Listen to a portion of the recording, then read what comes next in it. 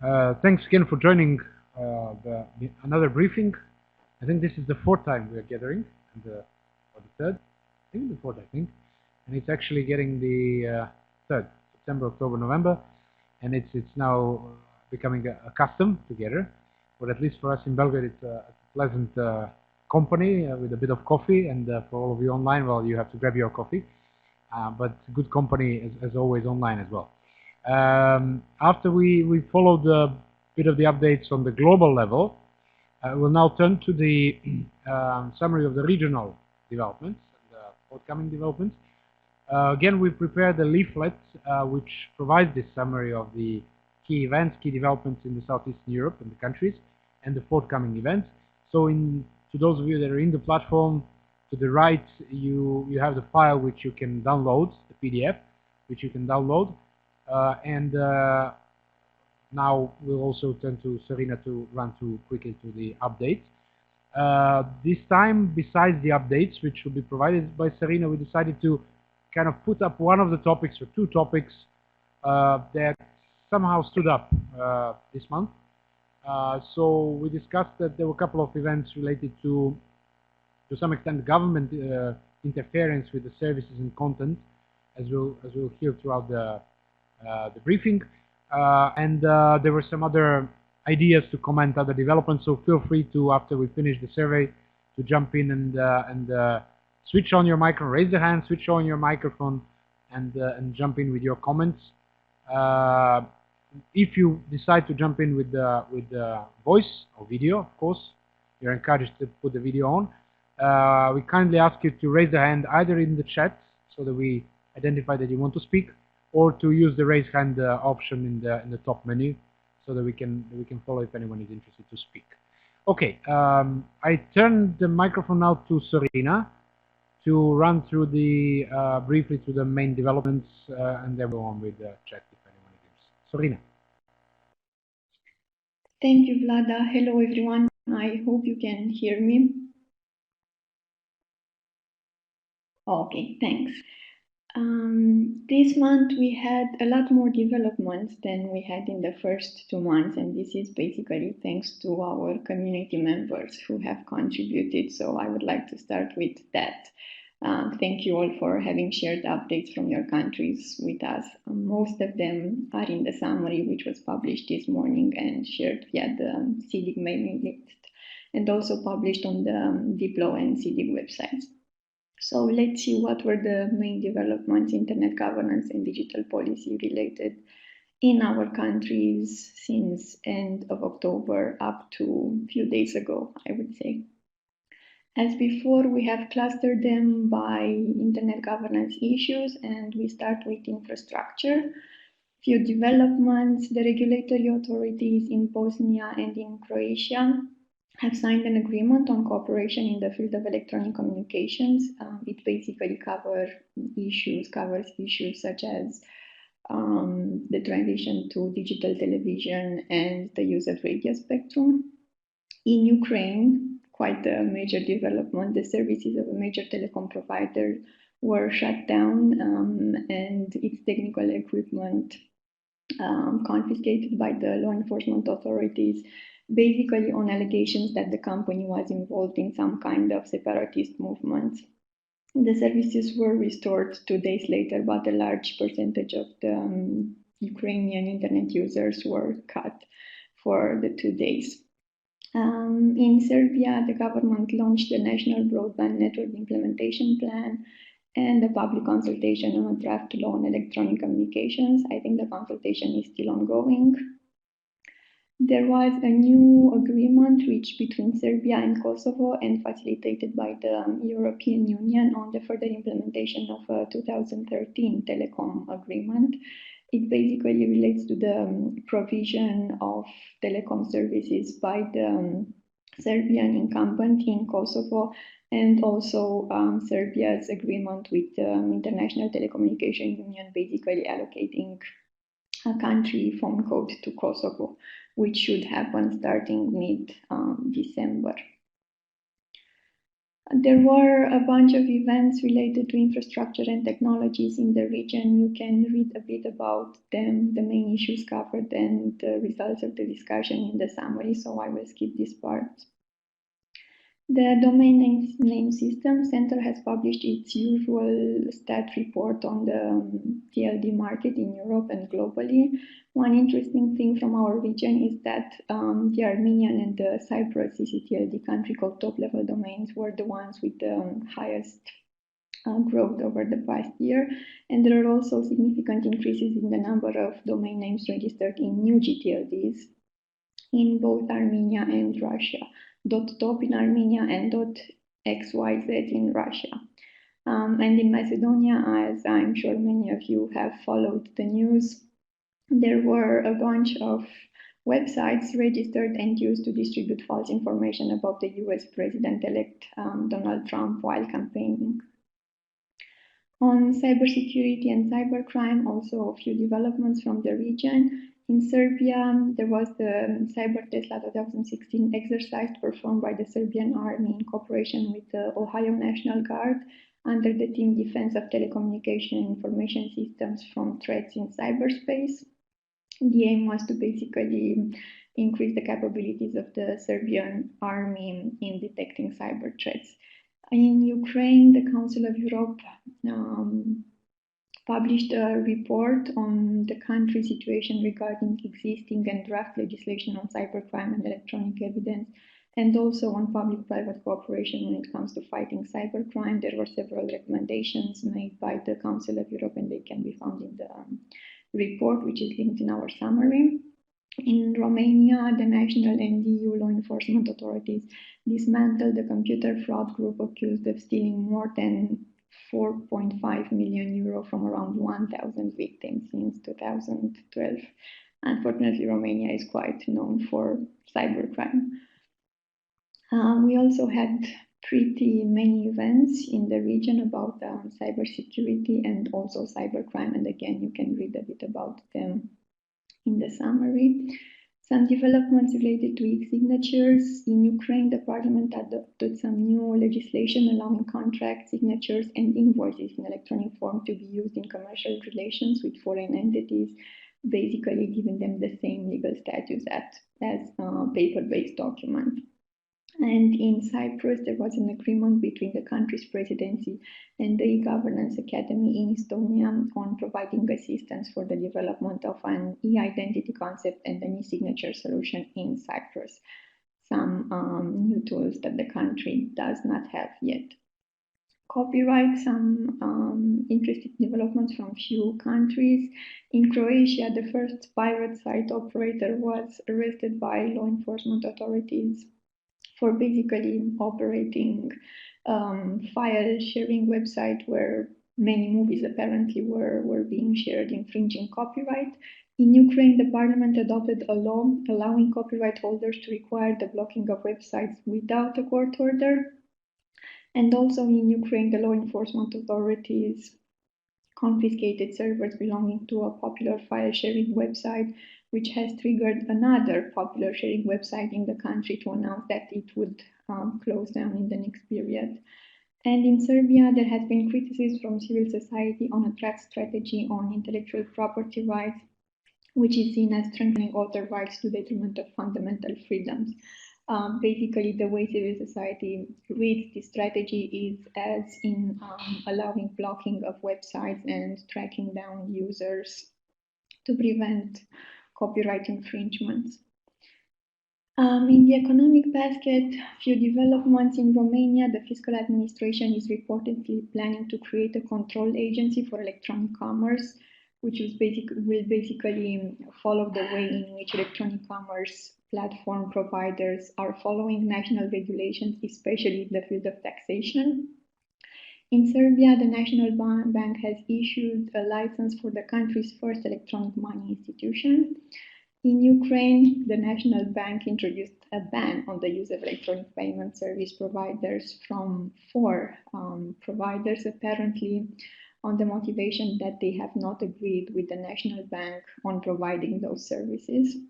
In Slovenia, the government announced a plan for the creation of a multi-stakeholder digital coalition which is supposed to actually become operational at the end of this month, and its aim is to assist the government in developing policies for the digital economy in the country. And across the region, several tech companies have been featuring in Deloitte's Technology Fast 50, the fastest developing companies technology-wise in the region. Several events in some countries. In terms of capacity development in Kosovo, a tech institution project was launched with support from UNICEF, and its aim was to train youth to develop software engineering skills. In Serbia, the government launched the development of ICT infrastructure in education, science, and culture, a project which is aimed at connecting all primary and secondary school in the country to the country's academic network. And this is also part of a wider project which is also aimed to further strengthen the educational system when it comes to developing digital skills and digital literacy among youth. In the region, the Working Group on Open Science launched its work with a draft plan of activities aimed to assist countries in the region in adopting and implementing open science policies.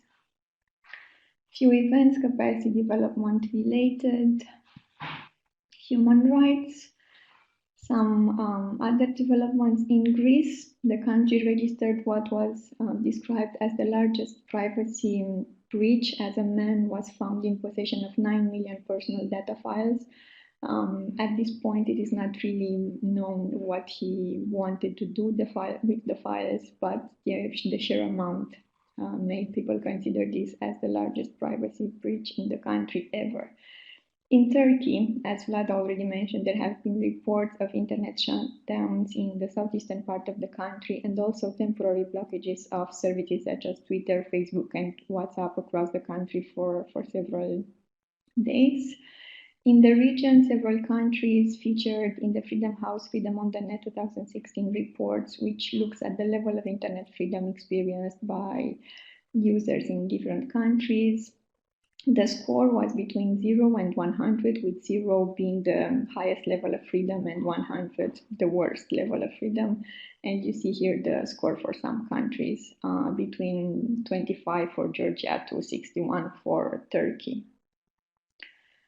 And few events, upcoming events. As you know, we also try to look a bit ahead and see what is coming in the next month in the region. So we have here listed few events starting today and until 1st December, the Young Faces Conference, Strategic Cybersecurity Policy Development in Southeastern Europe, happening in Belgrade. 1st and 2nd December, the Eastern European DNS Forum in Kiev. 1st, 4th December, the EE Student and Young Professional Congress in Sarajevo. 3, 4 December in Tirana, the Wiki Weekend. Smart Cities in Bucharest on 8, 9 December. And in Athens, Digital Global Society and Economy, 19, 22 December. And one important event, as you know, next week the Internet Governance Forum, the 11th meeting, is happening in Guadalajara, Mexico. All sessions can be followed remotely, and we have a session dedicated to internet governance processes in Southeastern Europe, challenges and opportunities. It will be held on 7 December from 1 p.m. local time. Not very nice from a Southeastern European time zone point of view, but we hope you can join us if you are in Guadalajara, in the room itself, and not online. We will share information via the CIDIC mailing list. And with this, I will end my presentation. These were the main developments for this month. We have started preparing the next issue, so kindly inviting you again to please submit updates from your countries and the region and help us build the next summer. Thank you.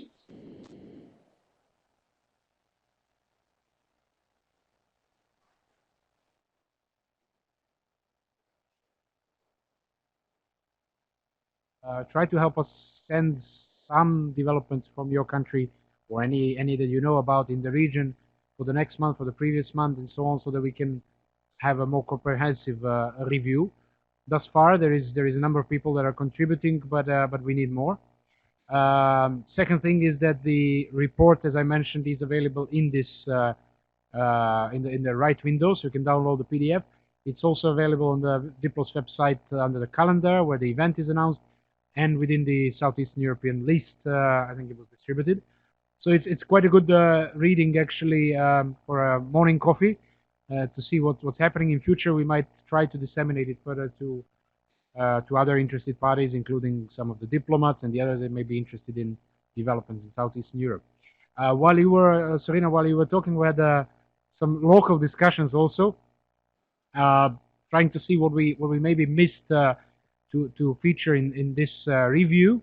And one of the things that we missed to feature simply because it fell, the event which fell in between when we are preparing the report and today's event, is the discussion that we had in Serbia, the panel organized by ISOC, regarding the trade agreements, international trade agreements, and how they impact human rights online and in general, what their goods and bads are, and how they impact this region. So I'll pass the floor to Desiree and Naranjel to just briefly cover what has happened. Yes, we mentioned it. I don't know if we have it, maybe even in the newsletter. But anyhow, it's always good to have great. It's always good to have the live word about it. And in the meantime, if any one of you others present at the meeting have anything else to share with us, now it's time to raise the hand or put a note in the chat window so that we can pass the floor to you afterwards. Or if you don't have a microphone, you can simply type it, and we will read it. Aranja, if you wish, quickly.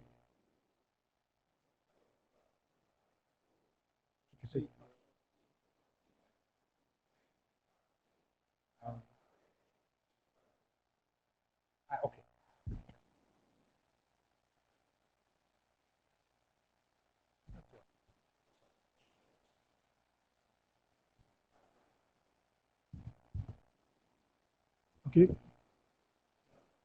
Okay. Okay. Internet Society Serbian chapter organized on Saturday an event called Internet Freedoms and International Trade Agreement. So what we wanted to do actually, we wanted to fill the space. We felt it was kind of empty when it comes to public sphere, especially in Serbia, with respect to like international trade agreements. We are all aware that those like trade agreements have been well, that they have provoked pretty huge opposition of well, various like NGOs, unions, political actors. So we wanted to recreate that debate in Serbia and take a closer look at what was actually going on throughout the Europe, but other places as well. So having in mind like a geopolitical status of Serbia, we also included discussion on TPP. So we invited Renata Vila. Renata Vila is, for those who actually don't know her, she's international, she's intellectual property rights and human rights lawyer from Guatemala. So we try to cover how those agreements could undermine some internet freedoms we care about. So we actually, well, this would like require like more time, so I cannot really get into details, but I can say that we actually talked about how some of the agreements can undermine like net neutrality, personal data, how they like treat personal data flows, encryption standards, open source software, especially how they conceive of enforcing IPR. So in a nutshell, that would be that. But yeah, one more thing I want to say, Desiree was also participating at the event. So maybe Desiree, you can add something.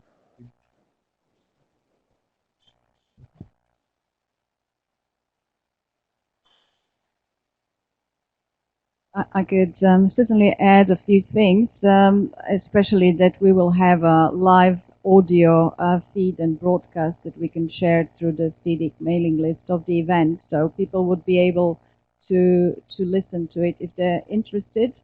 As Arangel was saying, we had organized this panel with some international experts from EDRI and Web We Want and OCC RP, as well as the local chapter. And it was the first time that these agreements were discussed in this part of the world, although Serbia is not part of EU, so it's not directly really affected with the latest CETA or the Canadian economic trade agreement that was signed between EU and Canada.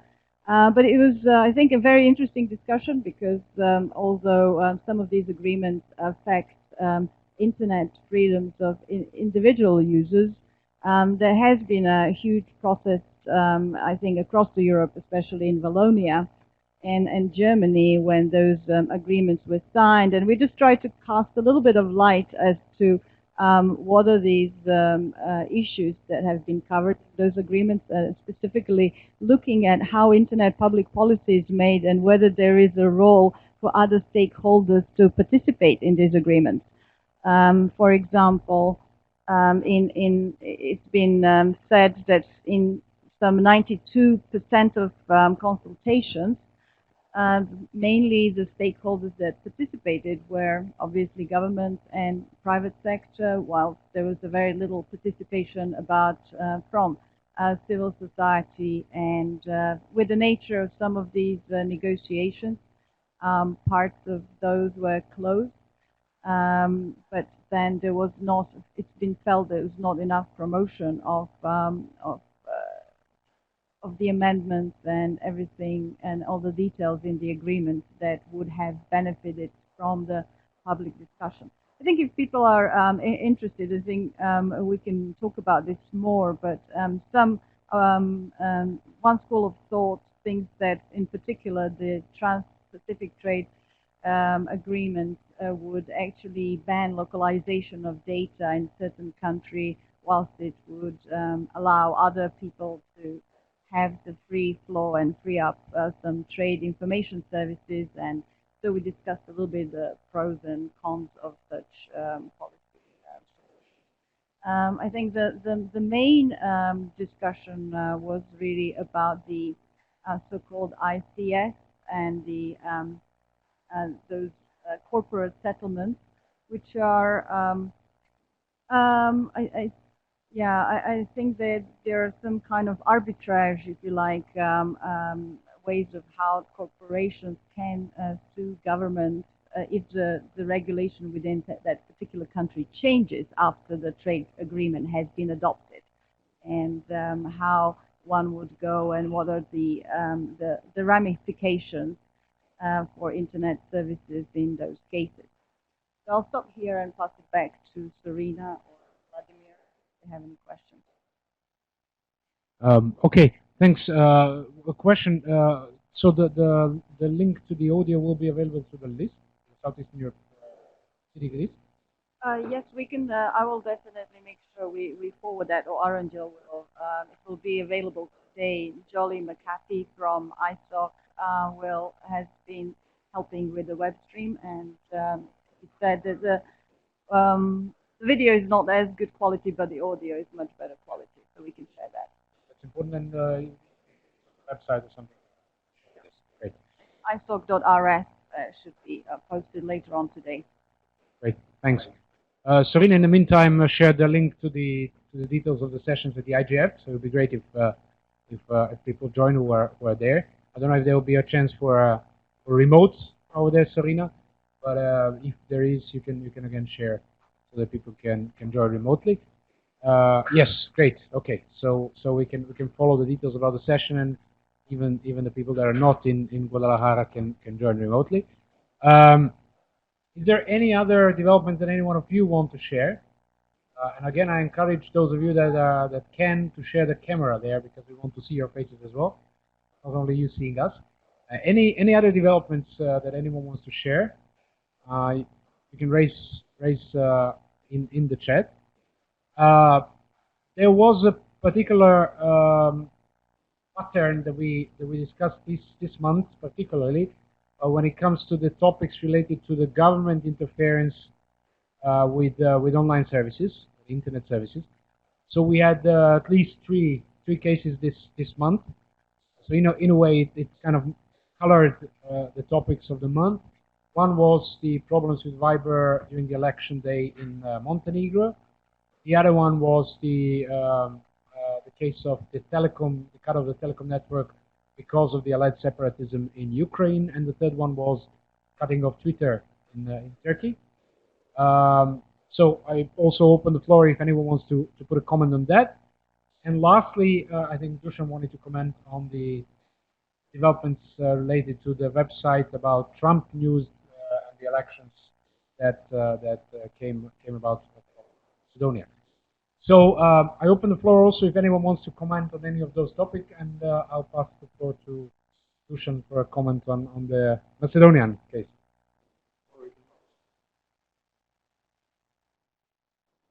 Hi. Is there anybody who wants to speak? No?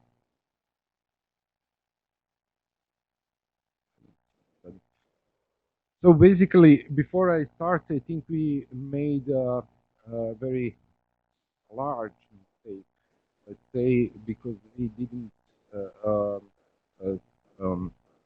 express our best wishes for all of those from ex-EU region who are celebrating this day. This was ex-Republic of Yugoslavia Day.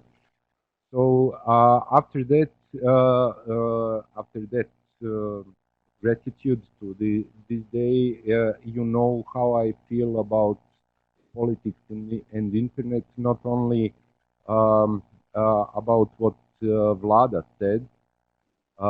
Those three examples are extreme one, but we had another, let's say, very good example of how politics and can become source of money for some ordinary people from Macedonia, from Veles. Well, let's say it was Tito Veles back in ex-Yugoslavia, but now it's Trump Veles, if I can say. So they were opening some sites and delivering some false news about the U.S. election, and I think that we need to discuss more broadly politics and internet, because not only that we have interference of the government, we have also a lot of interference of citizens into politics these days. So I just wanted to raise this question and to this issue, and to hear some of you reflecting on this topic. Thanks. The others are shy, always shy, because it's easier to hide behind this screen over there and not switch on the camera and the audio. So again, if anyone wants to raise any issue, quick reflection from my side on one of the events in the calendar, which is the youth school on cybersecurity, which is taking place now in Belgrade, the regional one, organized by DICAF and Diplo. I just came this morning from the opening of the session. It's about 25 people from different stakeholders from regions of Southeastern Europe gathered here, most of them from the public sector, but also academia, private sector, and so on. So it was nice starting discussing again cybersecurity in the region. The focus of the workshop will be on cybersecurity strategic planning, but there were also some interesting discussions raised about the liability of the private sector when it comes to the vulnerabilities in the software and hardware, the products related to possibility of conflicts between states and the misuse of cyber weapons and so on. So I hope for the next meeting we can report more on that. And I don't know, Arvin, why not? You can just raise the idea of what we'll be organizing in January. Hi to all. Can you see me? Yes, here I am. Yeah. Well, I would like to announce actually an event for the mid-January, which will be held in Belgrade by Diplo Foundation, and will actually will be on the topic of virtual currencies, especially on Bitcoin and cryptocurrencies, which are now discovered in Southeastern Europe. We have a lot of startups and other economic small entrepreneurship who actually trying to implement these digital currencies and cryptocurrencies in their daily work. But we lack, of course, regulation. So we'll try to make the event with the regulators from the area, especially Serbia, maybe the whole Southeastern Europe, to actually pinpoint what are the improvements that we can put into the laws, or to find some kind of regulative to actually promote this new way of doing business, this the fintech innovation which is on our door, and we are talking so little about it here in this area. As I said, we will organize it as a Diplo, but with us we will be the first online exchange office in Southeastern Europe for the Bitcoin, and their business is doing just fine, but they just can't find any regulation on how to properly receive the money in the entire region, and how can we change that or improve that. So I invite you all to join us online. I think will be also remote participation available for this event. So please join us. The date is not still set, but it's mid-January, from the week of 20th January. So yes, please join us for that. Thank you. Okay, we'll make sure that we feature that also in the next letter, and that we have the information. Again, the invitation for anyone else that if you want to jump in with an intervention, we occupy the whole space. Nicola, you want to share? Yes, one more announcement. At the Science Center, we will have the third event, such event about cybersecurity from December 20th to 22nd December, and that is the workshop that will gather people from the business, from government, from NGO, from finances. So it's our idea to gather all stakeholders in Serbia and to discuss cybersecurity issues, and to try to establish some framework that will help us to improve situation here in different fields of cybersecurity. And I hope that after this event in Petnica in this December, we will have some additional project activities in following years. Thank you, Nicola. It's great to see that that Petnica is in a way becoming a kind of a regional hub on discussions on cybersecurity and communication between stakeholders. This sector inform you that Finland organized one security event start next year, February, and I hope month or maybe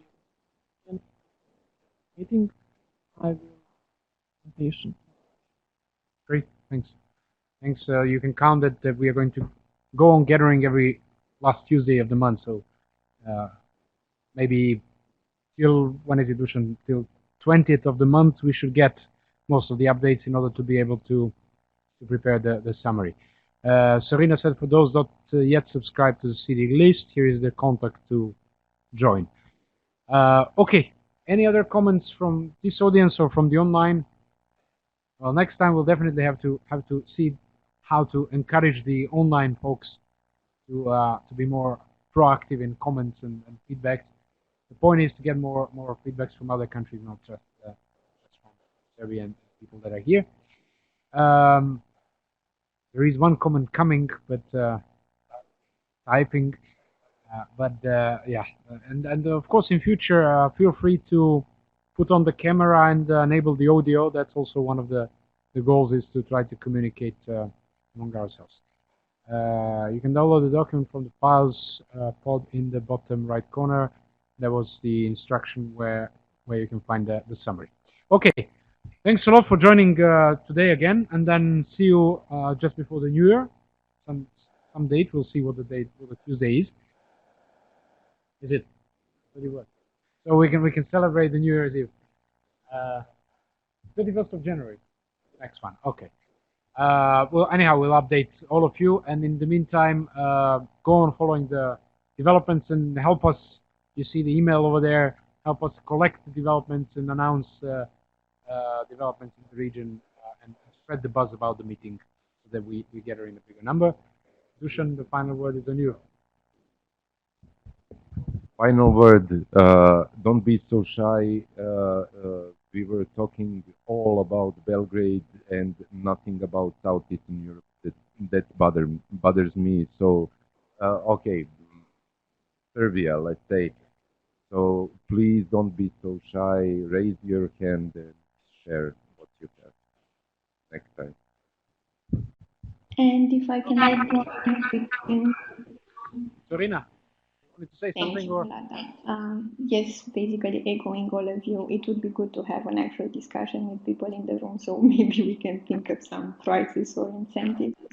But there is another thing I wanted to mention quickly. Until the end of December, we have the call for issues for CDIG and Eurodig open. So if you have a topic, an internet-related topic that you really care about and you would want to see it discussed both at CDIG and Eurodig, please go to our website and just submit a short line. It can be only a few words or a sentence about that topic.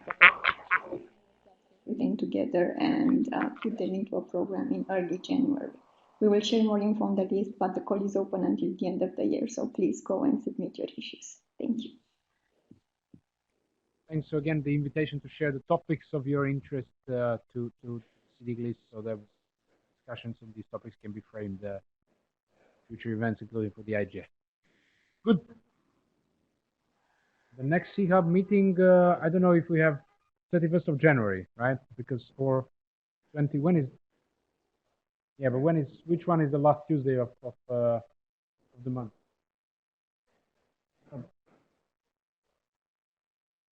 We are not having anything in December. Okay. So December we skip because it's just before the New Year's Eve and the Christmas holidays, but then we gather again on 31st of January. In the meantime, we might share the updates, of course, and gather back in January. And good luck to those traveling to the IGF and have some fun for us as well. And see you back then at the next meeting. Thanks again for joining. Ciao. Bye.